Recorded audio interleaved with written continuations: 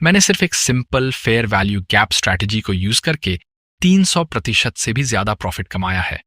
अगर आप सच में अपनी ट्रेडिंग को सिंपल रखना चाहते हो और उसे ओवर कॉम्प्लिकेट नहीं करना चाहते, तो ये वीडियो आपके लिए है।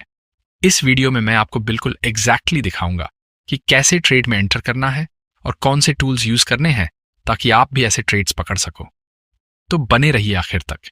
सबसे पहले अगर आप ट्रेडिंग में बिल्कुल नए हो तो मैं सजेस्ट करूंगा कि आप इस प्लेलिस्ट के कुछ ट्रेडिंग कॉन्सेप्ट्स वीडियोस पहले देख लें, क्योंकि इस वीडियो में हम काफी सारे कॉन्सेप्ट्स को कंबाइन करने वाले हैं ताकि एक फुली प्रॉफिटेबल स्ट्रेटजी बना सके।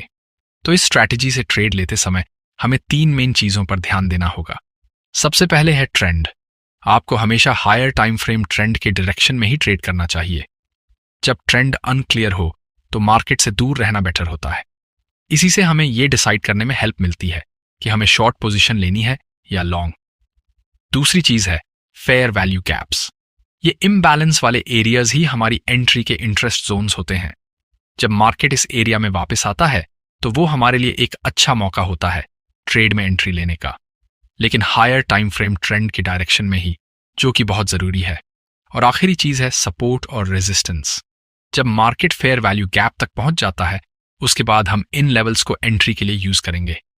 अगर आप इस प्रोसेस को और आसान बनाना चाहते हैं तो कुछ इंडिकेटर्स भी हैं जो आपकी मदद कर सकते हैं।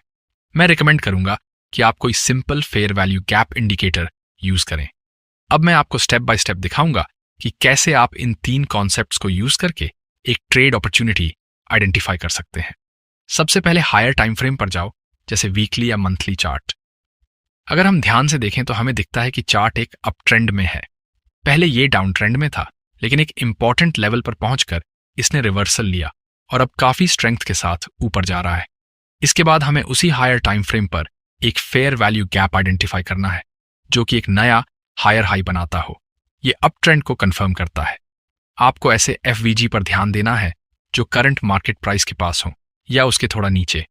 जैसे ही प्राइस उस फेयर वैल्यू गैप तक पहुंचता है, जूम करिए एक लोअर टाइम फ्रेम में। इस एग्जाम्पल में मैं 4 घंटे का चार्ट यूज कर रहा हूं।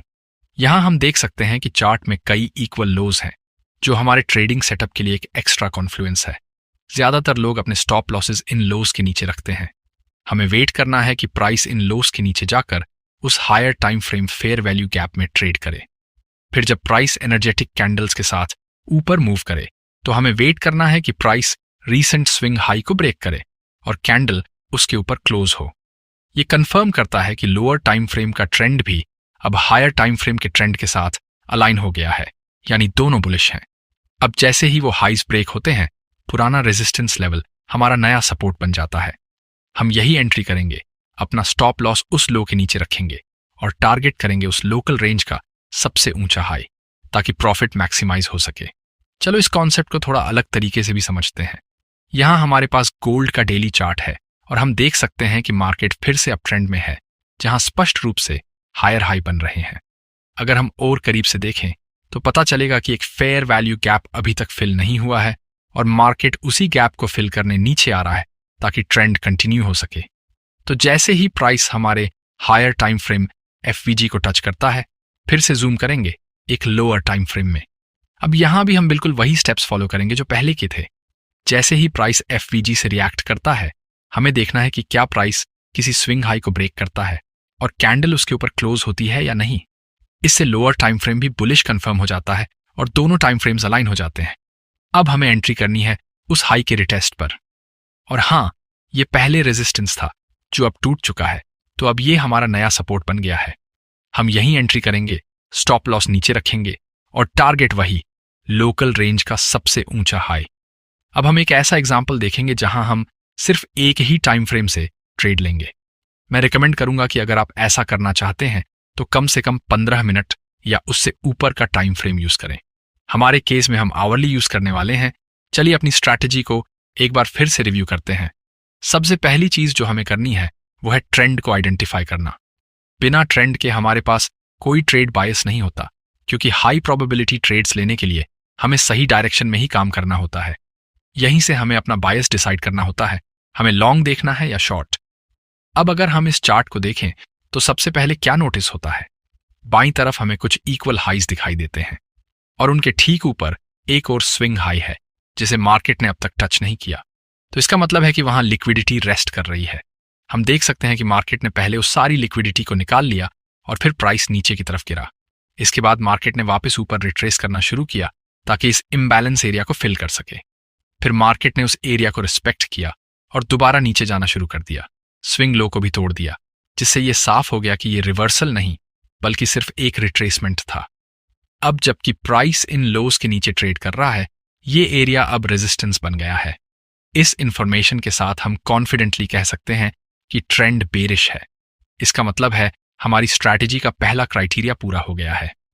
अब हमें देखना है कि क्या मार्केट ने कोई फेयर वैल्यू गैप बनाया है। जब मार्केट वापस उस एरिया में रिट्रेस करता है तो हमें लोकल ट्रेंड के डायरेक्शन में ट्रेड में एंट्री लेने का मौका मिलेगा। यहां हम देख सकते हैं कि मार्केट ने स्विंग लो को काफी ज्यादा एनर्जी के साथ तोड़ा है।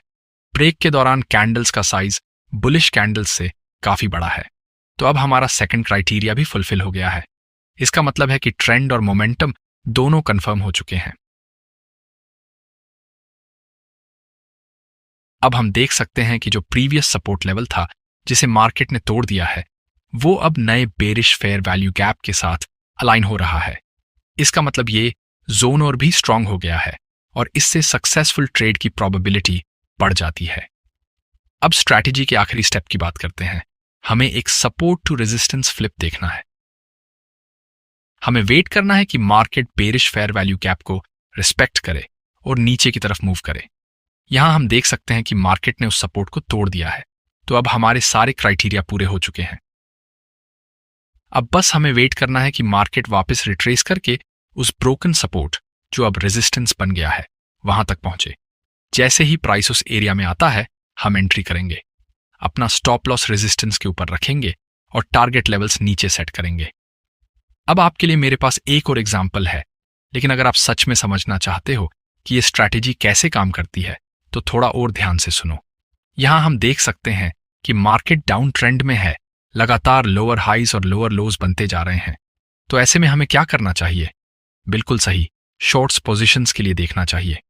हमें देखना है कि market bearish fair value gap को रिस्पेक्ट करता है या नहीं, ताकि हम कंफर्म कर सकें कि अभी और गिरावट बाकी है। जैसे ही प्राइस उस FVG तक पहुंचे, हमें प्राइस का रिएक्शन देखना है। यहां हम देख सकते हैं कि मार्केट ने गैप को रिस्पेक्ट किया है और फिर से नीचे गिरना शुरू कर दिया है। पिछला स्विंग लो भी ब्रेक कर दिया है, जो सिग्नल देता है कि और गिरावट पॉसिबल है। आप यहां रिटेस्ट पर एंट्री ले सकते हैं। रेजिस्टेंस कंफर्म होने पर स्टॉप लॉस हाई के ऊपर रखें और टारगेट्स नीचे के लेवल्स पर सेट करें। अगर इन स्टेप्स में आपको कहीं भी कंफ्यूजन हुई हो तो मैं स्ट्रांगली रिकमेंड करता हूं कि आप इस प्लेलिस्ट के बाकी वीडियोस भी जरूर देखें। ये वीडियो थोड़ा एडवांस्ड है और पहले के कॉन्सेप्ट्स पर डिपेंड करता है। और अगर आप किसी ऐसे ट्रेडर को जानते हैं जिसे इससे मदद मिल सकती है तो प्लीज ये वीडियो उनके साथ शेयर जरूर करें। लाइक और सब्सक्राइब करना न भूलें और कमेंट्स में जरूर बताएं कि आप आगे कौन से टॉपिक्स पर वीडियो देखना चाहते हैं।